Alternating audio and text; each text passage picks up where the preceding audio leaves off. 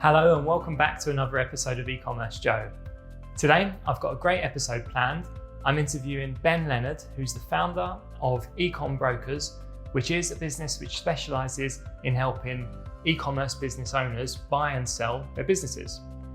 It's a really good interview. We speak with Ben about his business and his e-commerce journey and what it is that EcomBrokers can do for you if you're a business owner.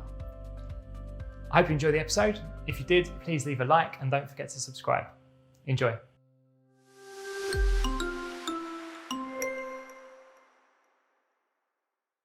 Ben, thank you so much for joining me. Thanks for having me on, Joe. Good to be here. So when we spoke last, you told me that you wear 3 hats at least. Would you like to give everybody a quick introduction to yourself and the 3 hats that you actually wear? Sure, yeah.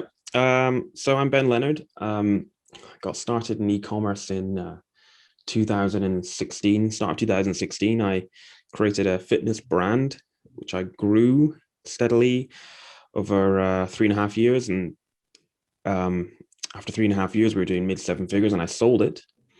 And that has led me to a place now where, like you say, I have 3 hats. I have the brand builder hat, so I still build brands. I love it. I've learned over the experience with the first business how to build a brand into a valuable asset and then sell it. And then my other 2 hats are I consult. So I help e-commerce business owners get clear on where they are, where they want to go, and help them scale up their business. I like to think that I'm a bit of an antidote to the e-commerce gurus with their expensive courses and their Lamborghinis, or their Facebook ads with Lamborghinis. And then my 3rd hat is EcomBrokers. So the experience of selling my first business together with my accountant, Allison, who played a key role in helping me to sell that business. We put our heads together and felt like we could do a better job of the brokerage part of that. And we created EcomBrokers. So those are my 3 hats. And I guess the first hat, the brand building hat, and still being an e-commerce seller is important for the other 2, because I don't feel like I can really advise people in terms of the consulting and helping people make a path to their exit without having a lived understanding of being there on the ground as an e-commerce seller. And it's all very well saying, oh, I used to be an e-commerce seller, but this industry is so fast moving and things change at such a pace that I don't think past lived experience is even good enough. I think you need to be experiencing it day to day, on the trenches, on the ground, the blood and sweat and tears of being an e-commerce business owner and everything that comes along with it. Now, I have to ask, because I find with this term consultant, it's incredibly vague. Whenever I meet people that are consultants, not just in e-commerce, but any sort of industry, what is it that you actually do? Like, as a consultant, when you consult for someone, is it that you just help with one particular thing, or is it kind of every facet of their business? Very wide ranging, because there are people who specialize in pay-per-click, or there's people who specialize in the social media side or the sourcing side, or any of that. So what I don't do is I don't manage people's accounts. I don't get into the nitty gritty of that, but I can signpost the right places to go and some general best practices for that type of thing. What I do is a bit more strategic. So it's the benefit of my experience on all parts of an e-commerce physical brand, whether that's sourcing, product development, logistics, branding, marketing, selling your product on a platform like Amazon or on your own website, harnessing social media. And it's all the strategies that go along with that help you to build a valuable, agile brand, which one day is going to be attractive to sell. It's quite strategic. So it's getting clear on where you are, where you want to go, and then reverse engineering that. So, okay, here's A, here's B. What are the things I need to do to get to B? Stack them up like dominoes and then knock them down. So is it kind of a form of project management? Like, you're helping the business owner figure out what things to focus on, or? Yeah, I suppose you could call it that. I don't manage your project for you. I am a mentor, if you like. My consulting, it depends, because there's different types of of clients, right? So I consult with some rather large brands and organizations who are those who are perhaps guilty of having neglected marketplaces like Amazon and the e-commerce side of things over the last few years, and are now realizing that they've got quite a lot of catching up to do, and they can learn from the little guys like us who have been very nimble and actually dominated online ahead of the big boys, and teaching them the strategies that work. On the other hand, clients might be a small business owner, maybe a small team, or even an individual who's got their own brand selling on their own website and marketplaces like Amazon.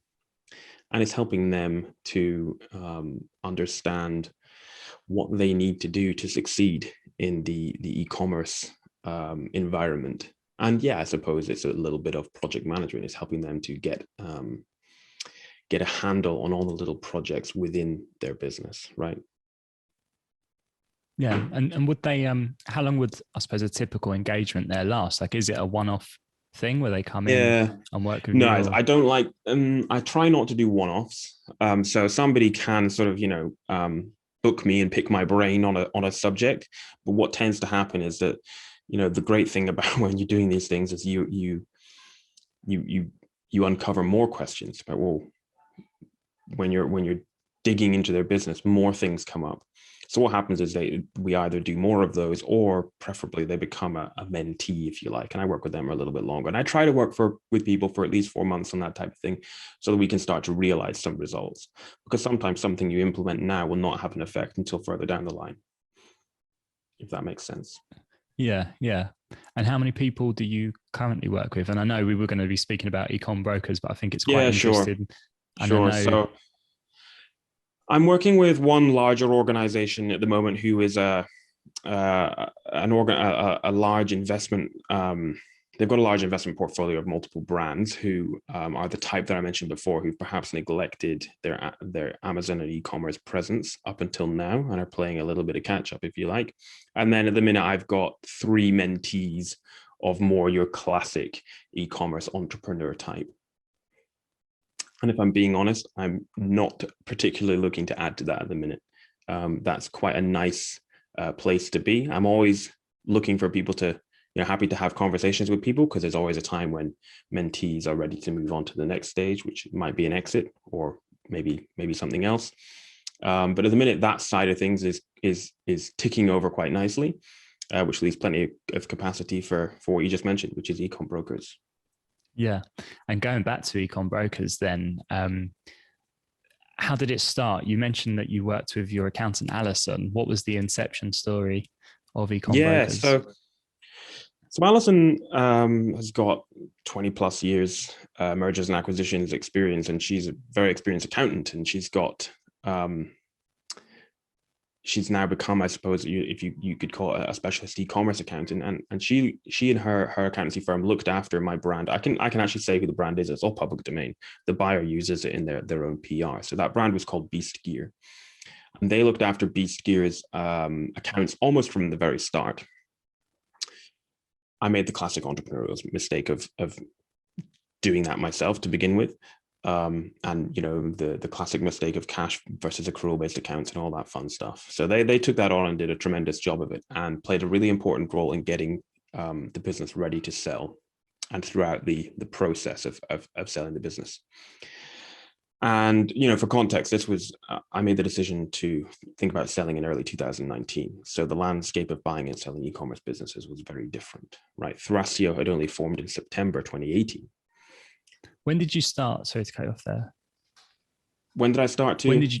Yeah, the e-commerce business. When did it actually start? So you sold it in 2019, but 2016. So I had the idea in early 2016. I sold my first product to a stranger on the internet in June 2016, and the business was sold Halloween 2019. Nice. So it was the most exciting Halloween I've ever had. And so how did they structure it? How did they, was it, because I've seen a lot of people, when they sell them, it's like, there's like an earn out afterwards. Did they just give you a lump sum and then you were done with it? Or was there some sort of tie-in? Well, when to answer your question, I'll take a step back for a sec. So I when I made the decision to start thinking about selling, I approached a broker.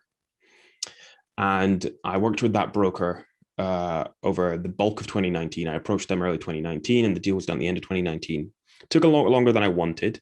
And a significant amount of that was due to some significant mistakes, if I'm being honest, by that broker, which Allison and her accountancy team picked up, which actually meant that I was able to negotiate a lower commission with that broker.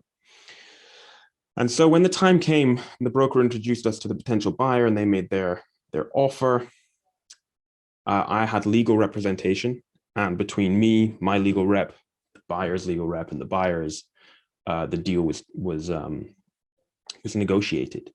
And to the credit of the buyer, they didn't lowball me straight off the bat. The offer was okay. Could have been, there were things to do to improve it, which was why I was grateful for the legal rep that I had. And so the deal at that time was, what we ended up negotiating to and agreeing on was pretty fair for the environment that it was in. What's so fascinating, at the top of the call, I said that this is such a fast moving world, e-commerce, is that the deal that we did then is no longer necessarily typical of what might be done now, only a year and a half later. So then I received about half upfront, or a little more than half upfront, and the rest on a 2-year earnout. Whereas now we might expect significantly more upfront, more like 70, 80, 90%, sometimes 100%, although you'd often then look at maybe potentially a lower multiple, with maybe only a year earnout. Could still be 2 years. So that's how the deal was structured. What was interesting was that I sold the legal entity. So I sold the limited company because I wanted to realize the benefits of the entrepreneurial relief. However, the buyer, who were American, were not particularly used to this. It was only their second European acquisition, possibly their first British acquisition. And typically, Americans do asset purchases and asset sales. So that made the process last a little longer, which of course made me a little bit more nervous, as you can expect when you're about to do an enormous life-changing deal. Fortunately, though, we were able to iron everything out and translate. We were all speaking English; they were American, but translate across the Atlantic some of the things that they weren't used to and I wasn't used to, and settle on a deal that worked for everyone. And they bought the limited company, and my earnout period is almost up with that, and that's how it went. Oh wow! So it's still, that's incredible to think it's still been going like for 2 years. Yeah. Has the business progressed? Yes. Yeah. So what was good is that the way I was able to negotiate the earnout, and I can't talk too specifically about it, obviously, was because I knew the direction the business was going in, and I was able to have my cake and eat it. And I negotiated a deal on the side where I was continuing to develop products for the brand. Therefore, I was highly confident of hitting all the targets in the earnout. It's a funny old one, isn't it? Because it's called an earnout, and yet you're not earning it. It's entirely down to, or almost entirely down to, how the new buyer runs the business. So you have to have confidence that they're going to do a good job, which is one of the things that we take into account when we're selling businesses, that we always approach the right buyer, right? It's not necessarily who's going to pay you the most. It's about who's going to actually do the best job with it quite a lot of the time. And therefore, I was extremely confident that we were going to hit all the targets. And so far we have, and I'm entirely confident that it will hit all the highest targets to get the full payment within the 2-year earnout. Do you think they'll try and keep you kind of as a consultant afterwards? Because clearly you're doing the right thing, right? You're doing something right if the business is hitting all of these targets. There must be the worry that if you stop working with them.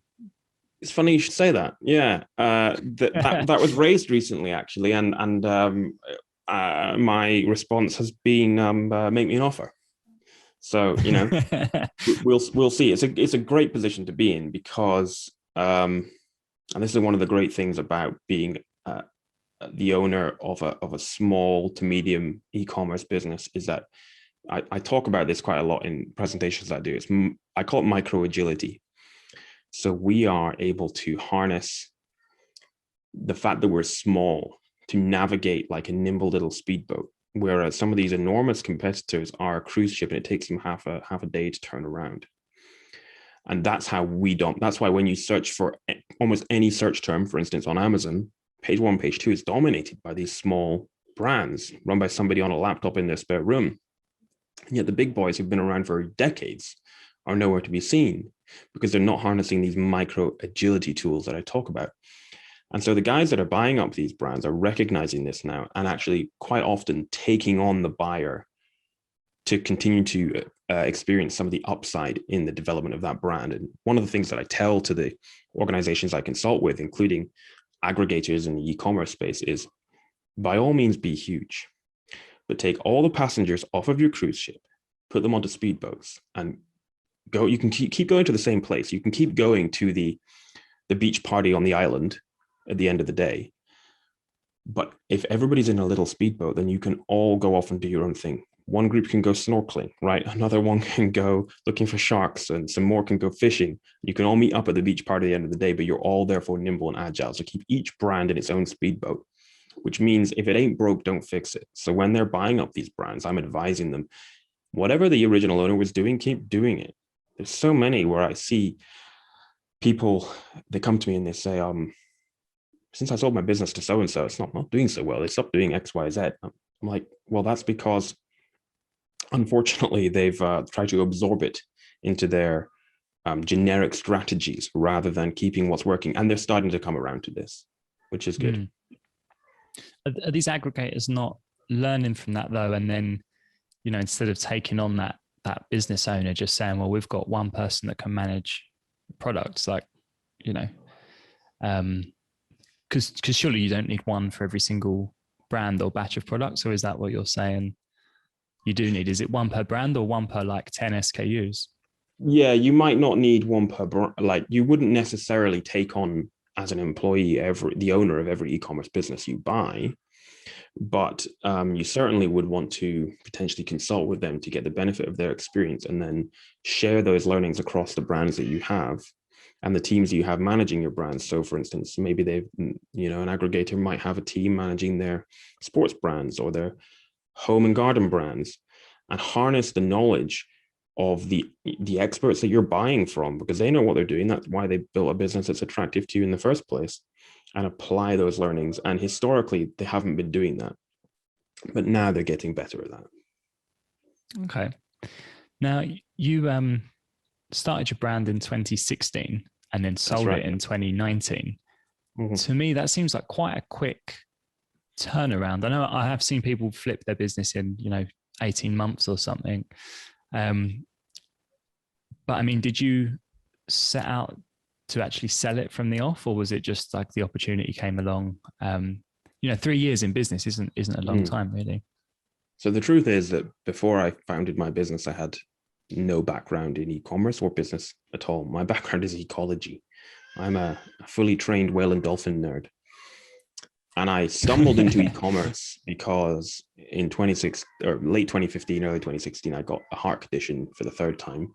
I'm fine now, but it was the third time I had it. And basically I was told, right, this could become chronic and life-changing. So take all of these drugs and do nothing for 9 months. So no more boxing, no more CrossFit, no more lifting heavy weights, no more running for that time. So I needed something to do.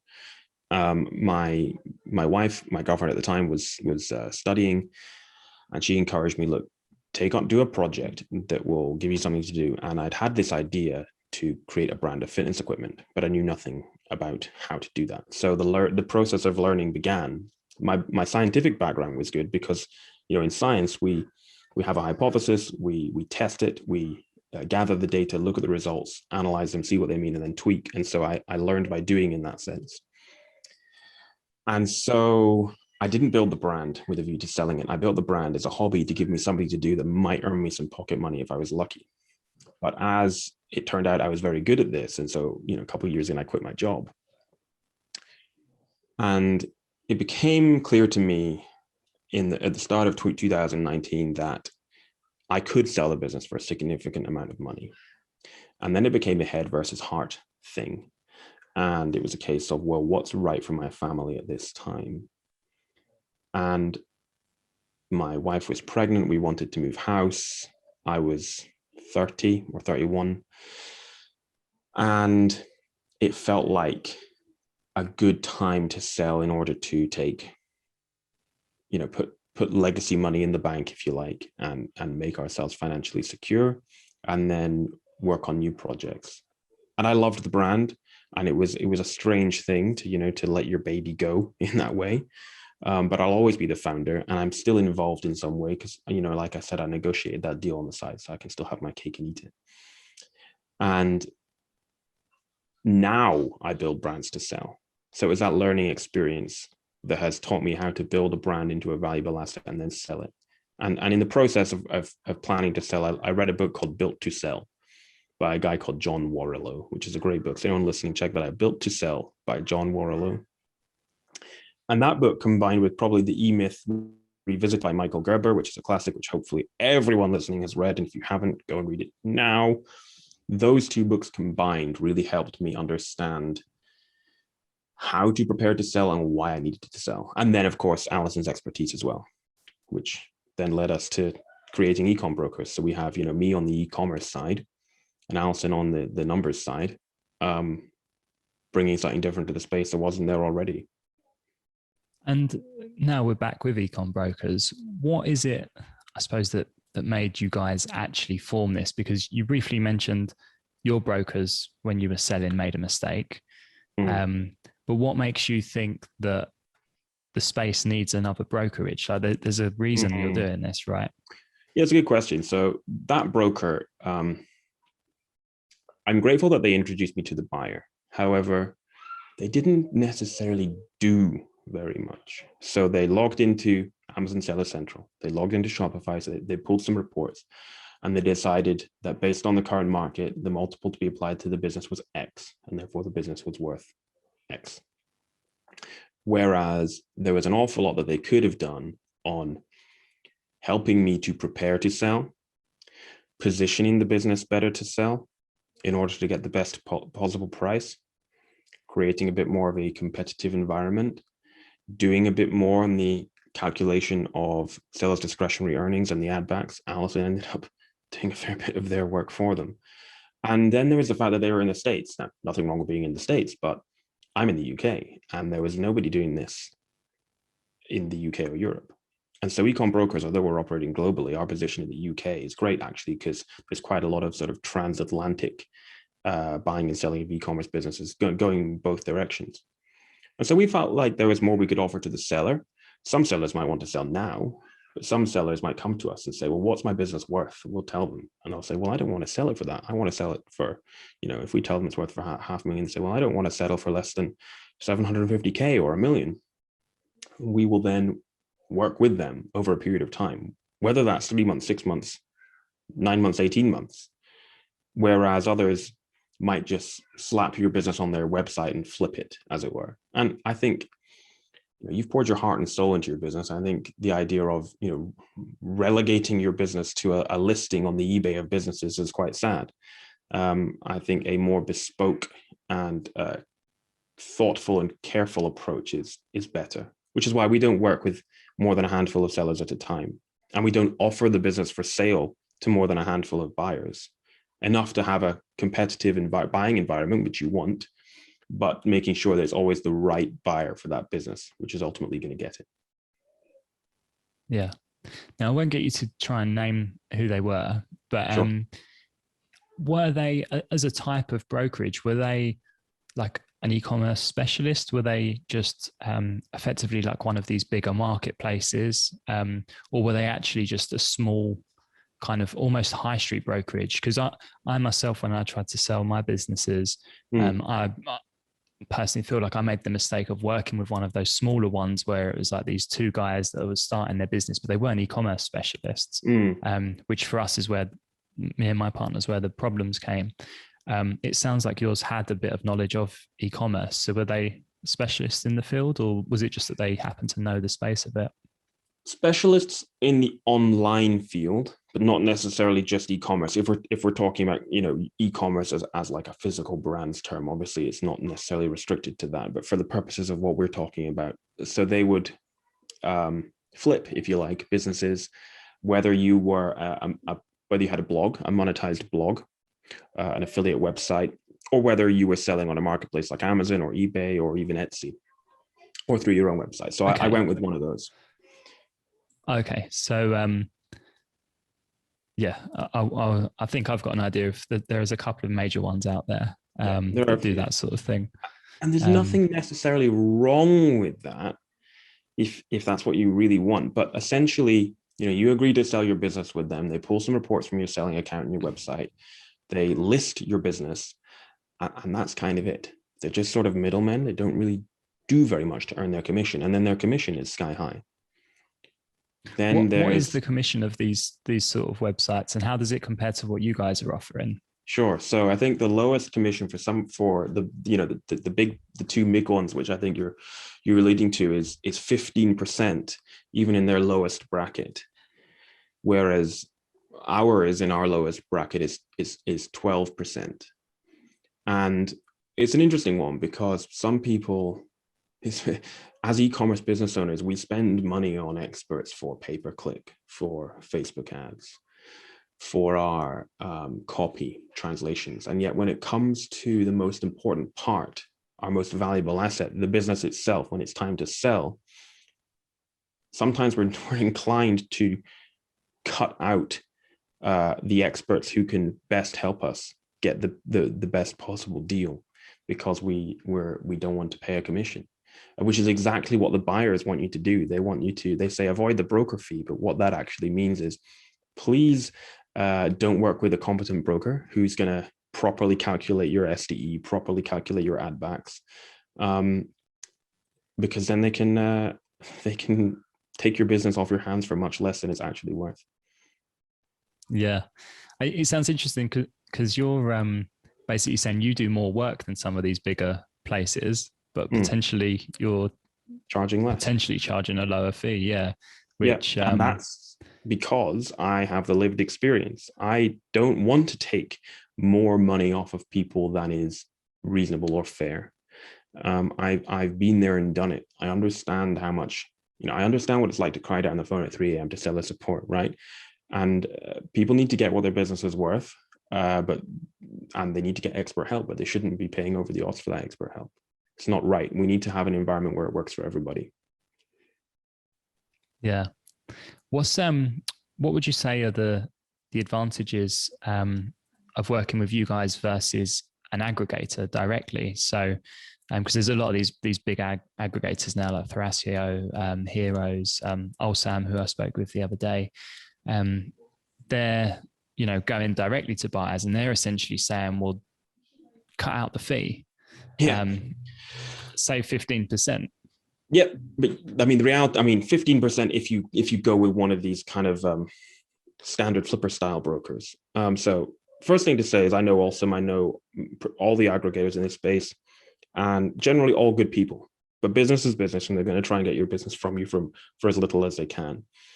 So direct buyers will find you because they have a big list of buyers. And when they find you and tell you that they're interested in buying your business, it's very exciting. Yay, somebody wants to buy my business. I put all this hard work into it. It's flattering. It's exciting. And that immediately is working in their favor. But they want to take your business from you with pretty terrible terms and pray that you don't bring any other buyers to the table, so there's no competitive environment and no bidding war. There won't be a proper calculation of your seller's discretionary earnings, and they won't countenance proper ad backs or reasonable ad backs.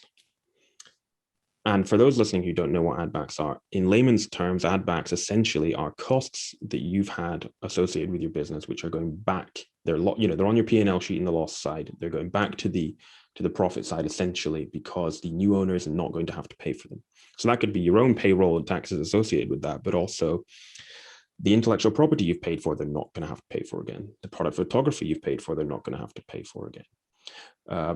Here's one that we do that's a little bit more complex, that certainly dealing directly with a buyer won't work, and often with your standard broker, is this. Suppose you launched a product a year ago. 6 months ago, you put the price up, And as a result of putting the price up, you didn't see a drop in sales. So therefore, you've seen an increase in profitability over the last 6 months. It's therefore perfectly reasonable for us to go back in and extrapolate that back over the previous 6 months again to give you the full 12 months trailing for that product. So that's just one. We do quite a lot of interesting things like that. Going direct, you're going to end up with a pretty poor deal structure quite often, and not realize what your business is really worth. And we're now seeing, multiples go up. But going direct, they're going to try their best to keep multiples down. If you're going direct and you haven't been working with a decent accountant, your accounts might be in cash form instead of accrual form, and therefore that's going to be a bit of a headache. But a direct buyer sees that, and they're getting pound signs in their eyes because it's an opportunity for them to potentially pull the wool over your eyes a little bit. So get, whether it's EcomBrokers or anybody else, get expert help when it comes to the most valuable asset, which is your business in itself, in the same way that you would get expert help with your intellectual property or any other aspect of your business. And I guess, all right, go ahead. Sorry, no, go. Just a thought is, selling your business is very emotional. It's an emotional time, and working with somebody independent to take the emotion out of it, so your decisions are not clouded, your negotiations not clouded, your ability to see what is actually a fair deal for you is important, because it can be very tempting. Somebody offers you an offer and it's more money than you could have imagined a few years ago, and yet your business is still worth significantly more than that. Therefore, having a third party to take the emotion out of it is really important. Yeah, that's interesting saying about the emotion, because I mean, it can be a life-changing amount of money, and it could be quite easy to just say yes because of that. Yeah. But it sounds like you guys, the benefit of working with you is more that you're working with the business owner, you're in their corner. The fact that your commission is based on what they get at the end means you're more interested in getting that price up, right? Versus, I suppose, the aggregators who are going to want to get that down. Absolutely. And there's an emerging model which people need to be aware of, which is this. So in response to the high commission of some of these standard flipper style brokers, we've seen the emergence of this new consulting model, which is a cheap and cheerful approach, which says, well, we've got very low fees, 4 or 5%, which is true. They do have low fees. It's so low that it would be impossible for them to actually make any money on it if they did any work. They don't do any work. They effectively have an email list, and they just forward you on to their potential buyers. And who are they? They're the direct buyers. So where do they make their money? They get a kickback from the direct buyers, 25 up to 50 grand as a referral fee. And they take a commission off of you, which is, a little bit dodgy. So I'm not a big fan of that model either. Either way, you're getting screwed, basically. Yeah. You mentioned a few times SDE, or seller's discretionary earnings. I suppose for the benefit of anybody who's not sure or hasn't heard of that, what does it mean? Yeah, basically, we quite often talk about trailing 12 months SDE. It's your net income plus add backs. So suppose your SDE, so your net income plus add backs for your business, is 100,000, unless it doesn't matter whether we're talking dollars or pounds. And you've got a 2-year-old business, and it's pretty diversified and it's growing. You might get, you could expect to get 3.5x multiple on that. However, suppose you've got SDE of 500,000, massive off Amazon sales on your own website where you own the customer, lots of intellectual property protection, huge growth, and it's a 5-year-old business. You could be looking at more like 4, 5, even 5.5x now, the way things are going, which is fascinating when you consider the multiples, just a year ago.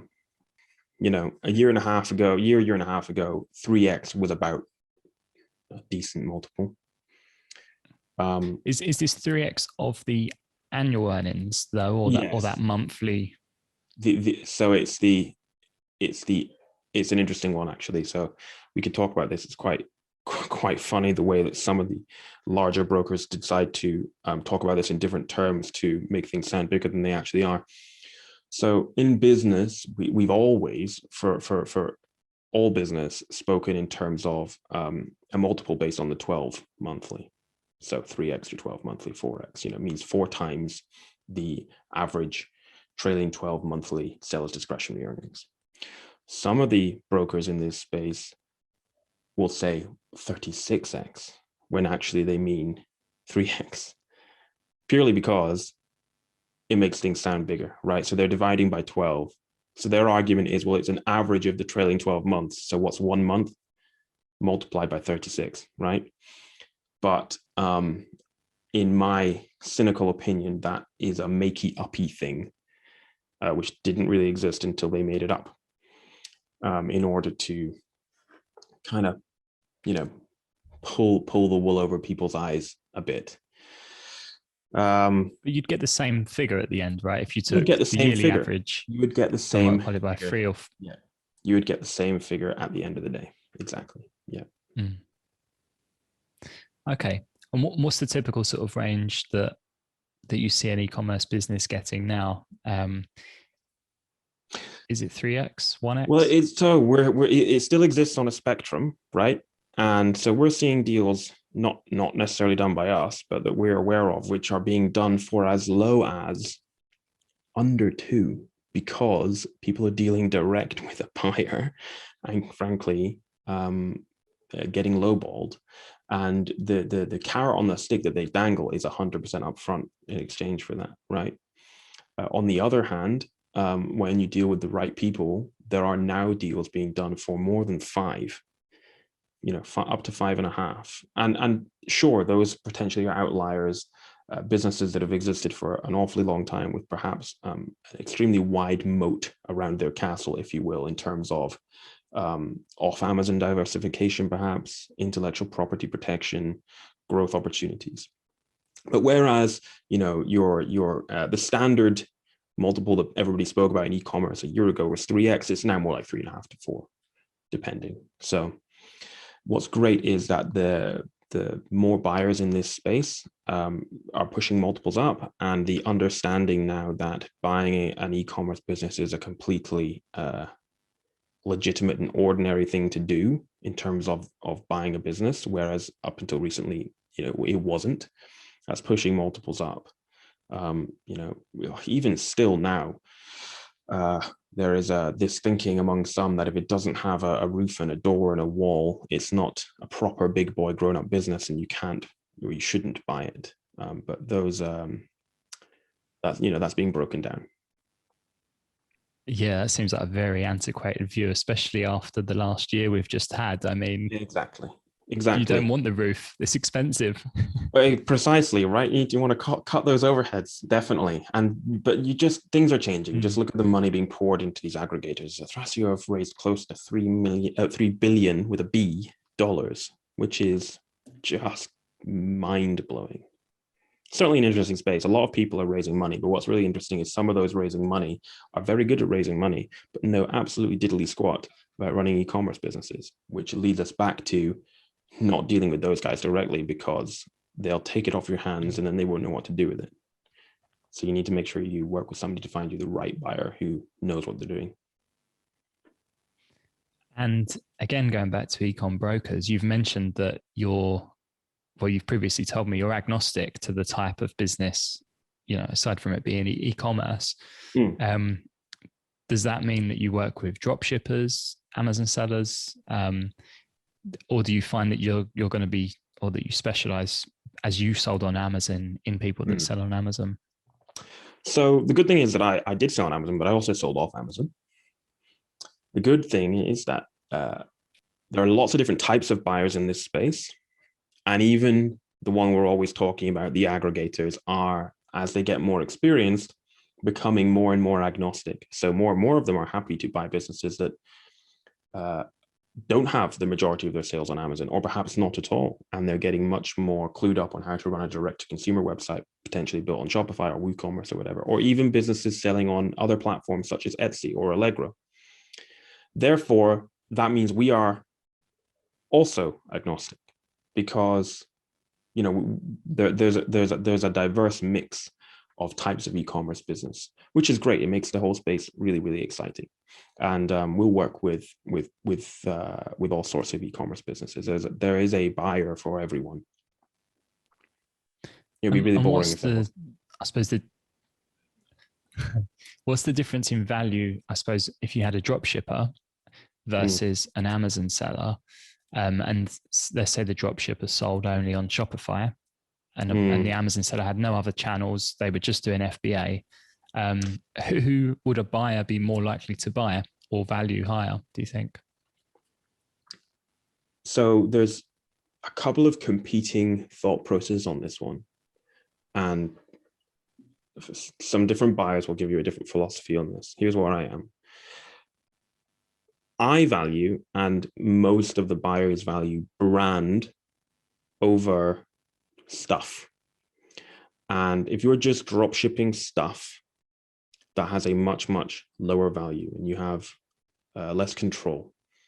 However, having said that, when you have your own, when you own the customer relationship through your own website, that also brings additional value.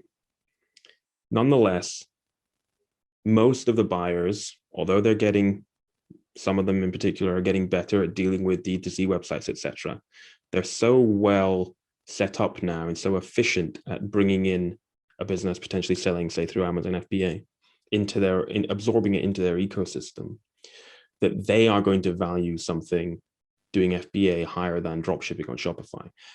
However, right, just to contrast that, if we were going to properly compare apples and apples, say you've got two knitting brands, right? One is selling 90% Amazon, 10% their own website, and the other, and they're both doing the same revenue, right, and profit. They're identical twins, effectively. One's doing 90-10 Amazon. Let's talk profit. Revenue's vanity figure, isn't it? They're both knitting brands, both doing the same profit, same SDE. One's 90-10 Amazon Shopify site, one's 70-30. The savvy and more nimble buyer is going to value the one with the 30% on Shopify higher, because they own that customer relationship and there's more that they can do with that now. And they have a bigger moat around the business and a better safety net. If the big red button gets pushed on Amazon or something happens on Amazon, we've just seen this last week, if you're listening, around about the time we're recording this, May 2021, all these changes in inventory limits in Amazon, which has sent people absolutely bonkers. Well, the website that's doing more on their own site and more through their own third-party warehouse is going to be better set up to deal with this situation. So for that reason, that knitting brand would be valued higher. It's a funny world. It's one of these ones where everything exists on a spectrum and you can't necessarily tell people the things they want to hear until you've had a real deep dig at their business, because every business is unique. Yeah, completely. We, I think I'm on the same wavelength as you there in terms of the owning your customer. Like, the biggest problem me and my business partners had where we just sold on FBA was that constant nagging fear in the back of our head of, like, Amazon could just get the hammer of justice out and just decide to block your account for no reason, bam. And we didn't quite try hard enough, I think, before we stopped things to expand and get our own customer. But with clients that I work with and I see that they do Shopify well, those that do it really well, like, make a lot of money. And I don't know, it just seems crazy that they can then just send an email out for free and get sales. Whereas if you're on Amazon, you've got to do Amazon pay-per-click, or, you just get all that commission. Completely. Amazon, they are complete geniuses at this type of thing. And the thing you mentioned there about email, I use email to drive up to 30% of e-commerce website sales, and about 20% of it, and that's not 20% of the 30, that's 20% of the sales, is automated. So you set up these automated flows, and that's it. Set and forget. It sounds like some sort of snake oil salesman course, right? It's make money while you sleep stuff, but it is once you've got that set up correctly. And the ideal thing is to have a mix of on Amazon and off Amazon. And even if you've got the vast majority of sales coming through Amazon, which is quite natural when you consider Amazon is the biggest e-commerce marketplace in the world and everybody's just on there, that's okay, provided you have some on your website. So if somebody does push the big red button, people are going to know where to find you, especially if you've done this the right way and you've built a legitimate brand that people are searching for. So if you've built a brand, if we're going to do the knitting example, suppose you've got a brand called, I don't know, Knit Pro. And hey, if there's anyone out there with a brand called Knit Pro, then cool, well done. And you've built a legitimate brand, and within the knitting community, you're becoming quite a thing, and people are Googling you and searching for you, but suddenly you stop appearing on Amazon. Well, sure, quite a lot of people are not going to buy from you anymore. They're going to buy whatever else is in that slot on Amazon where you would have been. But a decent proportion will now come to your website where, hey, guess what? You can upsell them. You can email them. You can get them into your chatbot. You don't have to give away 15% to Jeff Bezos anymore. So, having a mix is good, and it's okay if the vast majority is going through Amazon, just so long as you have off Amazon presence. I have an interesting question that I wonder how you see it on this topic. One of my clients, after my interview with Ulsam, they got in touch with me. They sell on Amazon, but they're an online arbitrage seller. I'm not sure if you're aware of that, where basically someone buys, they list stuff from, say, Tesco and sell it on Amazon.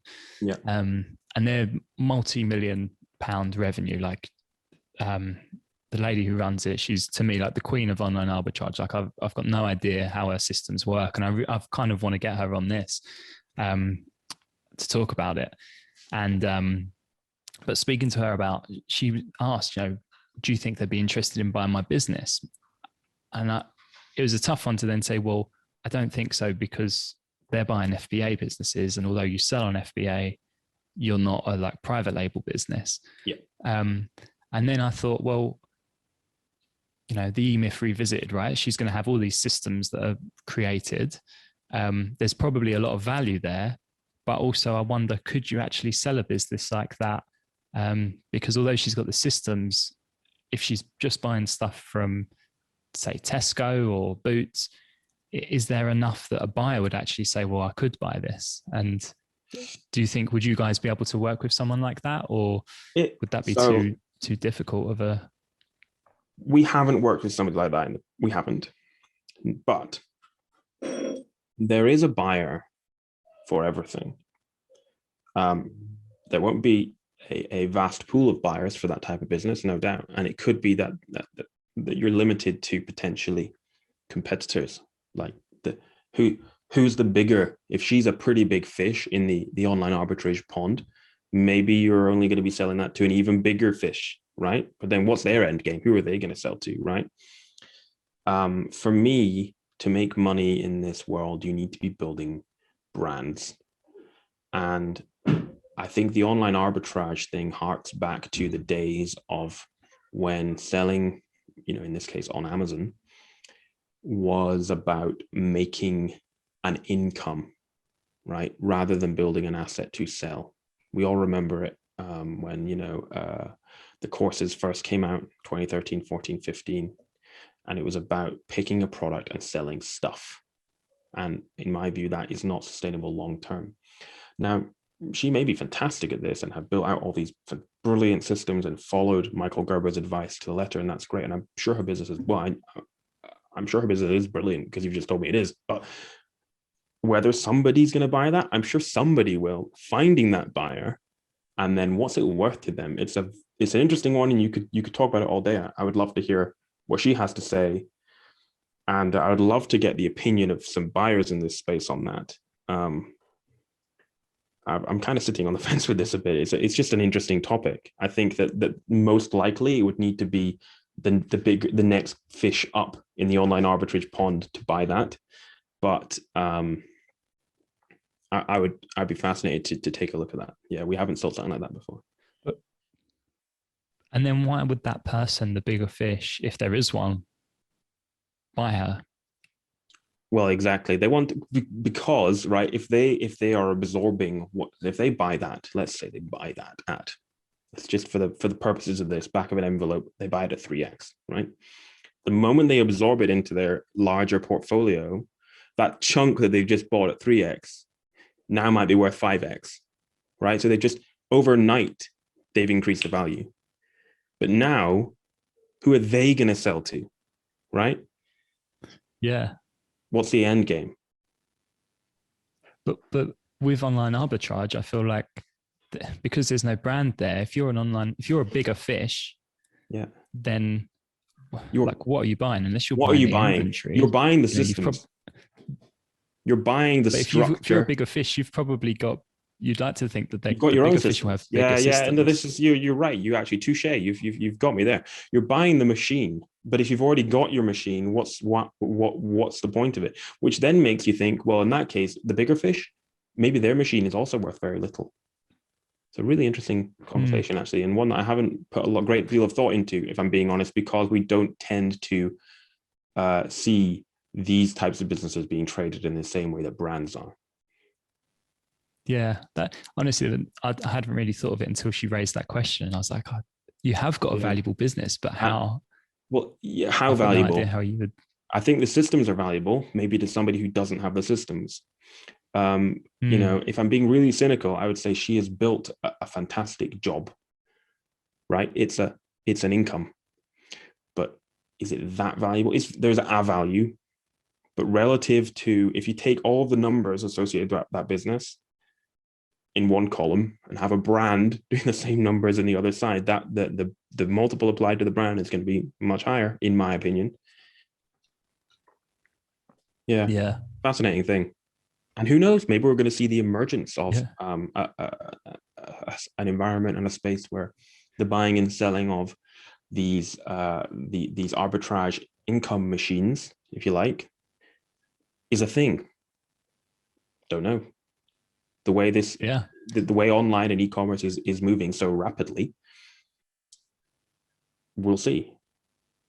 I mean, it was September 2018 that Thrasio formed, and look what's happened since then. We've seen dozens and dozens of copycats raise so much money. It only takes one person in the arbitrage space to push the first domino over before we see a chain of events which might transform that whole space. But, crazy, isn't it? So get her on your show. I'd love to hear what she has to say. Yeah, well, I'll introduce you to her because I know she's interested in it, but it's quite a weird concept trying to then it is. I would love Allison's point of view. This is why EcomBrokers, I feel like we're in a great spot with me on the e-commerce side, whether that's product development all the way through to, you know, marketing to your customers through email and chatbots and branding, to Allison on the mergers and acquisitions and the numbers side. You know, she's the real brains behind that. So I'd love to hear what she thinks about that. So yeah, fascinating one. Yeah. So with EcomBrokers, how do you guys find, I suppose, your buyers? Where you mentioned that you only work with a few at a time. There's I suppose two questions there. One, where would you draw the line between working with 6 and 10 or 10 and 20? And then how do you get those buyers? Because are they going to just be, and I'm aware this is a really long question now, but are they going to be the sort of person that makes one transaction, or are you actually going to have these sort of buyers that work with you and buy multiple brands? Because I feel like if you're doing that, there's then the risk that you're actually becoming similar to the aggregator and that you could be on the side of the buyer rather than the seller. The buyer. Yeah. Well, so the crucial thing is that we don't take a kickback from the buyer, unlike those consultants I mentioned earlier. But I'll answer the first part first, and then I might need you to remind me on the second two parts. But so the first part, where do we get sellers? Several channels, I guess. One is my mentoring. I might have a mentee or a client or somebody I've worked with in the past. They've just picked my brain, who is now ready to sell or to plan to sell. Then there's Allison. Allison has her accountancy firm that I mentioned with e-commerce accountancy clients who are then ready to sell or start planning to sell. And just for anyone listening, Allison's accountancy is Mint Accountancy, which I'll also Mint link accounting. through to. I won't be selfish and keep the accounting stuff separate. Like Allison's lovely. I spoke with her last week. She's fantastic. Yeah. And you know what, just on that, right? I especially since selling my business, when you're a seller, you're kind of constantly wary of competitors. These days, I actually just view competitors as colleagues. I chat with them all the time. It's such a massive pie. There's tons of pie for everyone. Anyway, so we get clients from sellers, from me, from Mint, and then we people come to us. They hear me on podcasts. They see the things that we're doing online, and they come to us. And there's word of mouth. Now, the other way that people are coming to us, or rather, we're finding them, is we're well connected in this e-commerce space, and I have my eyes on brands all the time. And so we are speaking to people. We know that we've got buyers looking for particular categories of brand or business. And so we're contacting them much in such the same way that some of the aggregators contact buyers. The difference is that we're then going to be the expert that gets you the best possible deal, rather than trying to, just take your business from you for as low as we possibly can. The second part of your question, you're going to have to jog my memory now, Joe. I'd say I've just noticed the time, and I know you said you've got a very important appointment, 11 o'clock, which I don't want to hold you up for. So if we skip that, and let's quickly talk about the actual process with EcomBrokers. What does that look like? So someone's thinking of selling their business. Do they get in touch with you then? Is it when they know they want to sell it? As early as you possibly can. The worst thing you can do is wake up and say, I want to sell my business. The best thing you can do is wake up and say, now I'd like to plan to sell my business. And it could be that your business is in very good shape and you can sell it very soon. Or it could be your business is not in very good shape and it needs a bit of work, and we can help you do that. We get you built, I mentioned a book earlier called Built to Sell. We help people get built to sell, get really neat and tidy, set up to sell, which helps make your business A, more attractive to a buyer, and B, actually, happy side effect, pushes the value of it up. So get in touch as early as you can. If you go to ecombrokers.co.uk, there's a big yellow button that says sell your business. It does not tie you into selling your business. It's just a form where you can put in some back of a fag packet numbers, which help us to get a rough idea of where you are. We'll set up a call and have a conversation. We will give you, we'll sign an NDA, which protects you so that we can look at your numbers in more detail, and that you're then protected by a non-disclosure agreement. And that allows us to place a better valuation on your business than the back of the fag packet numbers that you've given us. And then we can say, well, this is where you are. Then we can have a conversation about, well, where do you go from here? Do you want to sell your business? In which case we can get to work on positioning your business properly, getting it set up to sell, finding the right buyer and getting you the best possible deal. Or it could be that we're going to work with you over a longer period of time, could be a few months, could be longer, to get you to where you want to be.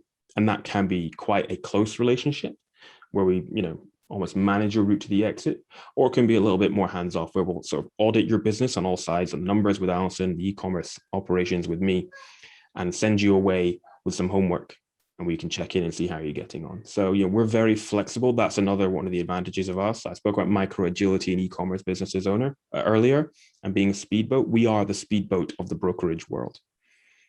And that's kind of how you work with us.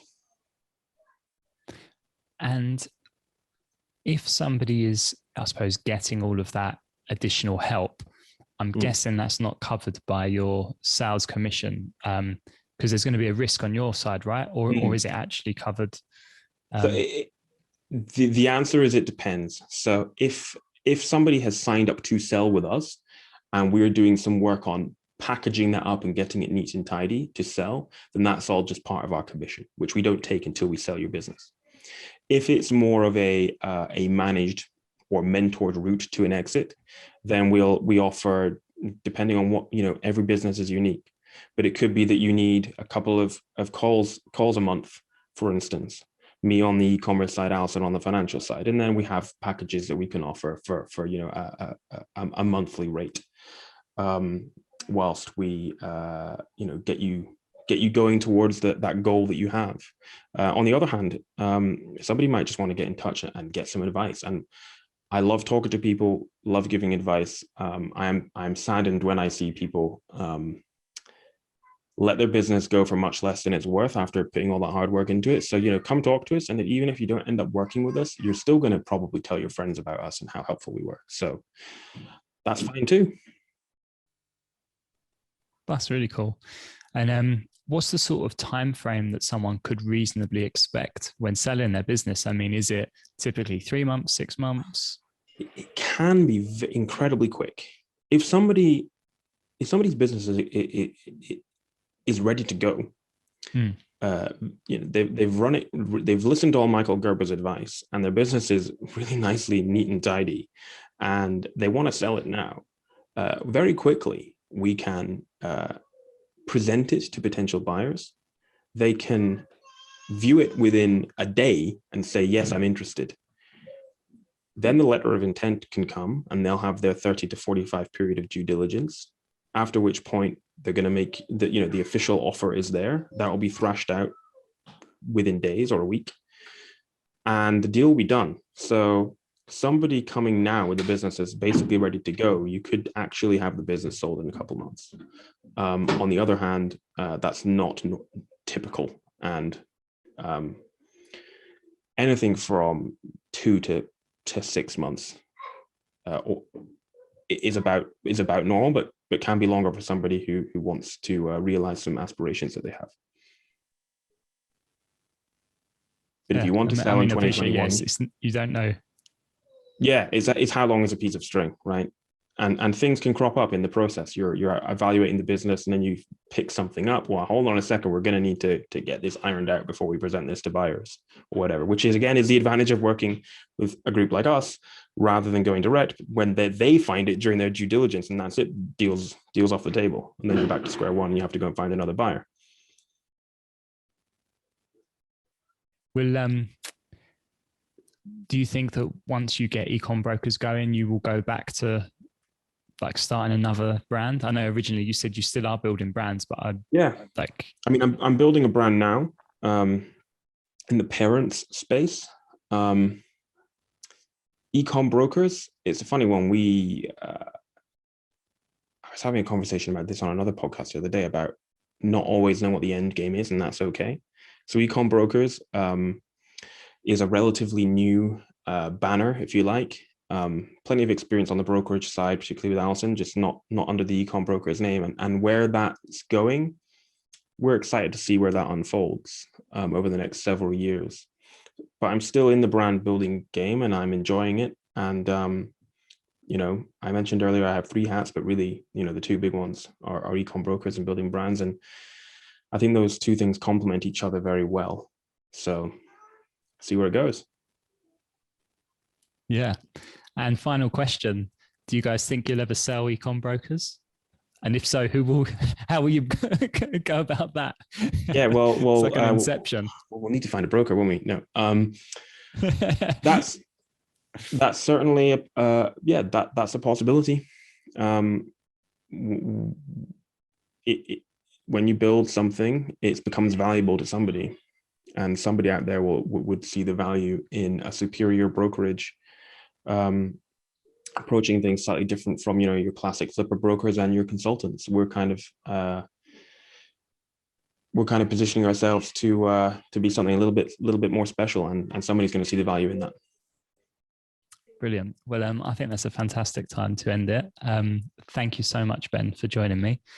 Cool. Thanks for having me, Joe. Yeah, thanks so much. And I'll put all the links to everything in the show notes.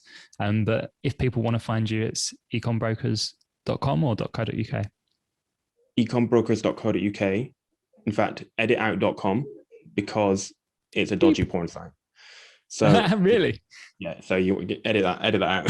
You don't want anyone going there. I feel like that's got to be left in just for the maybe just for the banter. Yeah. www.ecombrokers.co.uk. It's a UK domain, but we're working all over the place. And you can email me, ben@ecombrokers.co.uk. I'm on LinkedIn. I'm on all the main social media channels like Instagram. Handle is Ben Leonard Pro on Facebook and Twitter as well. And I love chatting, so please get in touch. And on the LinkedIn front, I seem to remember you've got a photo of you with a on a stage. Is that right? Yes, I was speaking. I spoke. That was at a conference when we were still allowed to meet people, and hopefully one day we'll be allowed to do that again, and I'll be back on the speaking circuit. So that'll be fun. Oh, that's amazing. Well, yeah. Thanks so much, Ben. And cool. Thanks for having me, Joe. And there you have it. That's the end of the episode. I really hope you enjoyed it, and I hope you enjoyed listening to Ben's story. If you've got any questions for me or Ben, please leave them in the comments below. If you enjoyed the episode, please leave a like. I'll put all of the links to Ben's business, to EcomBrokers down below. Look forward to seeing you in the next episode.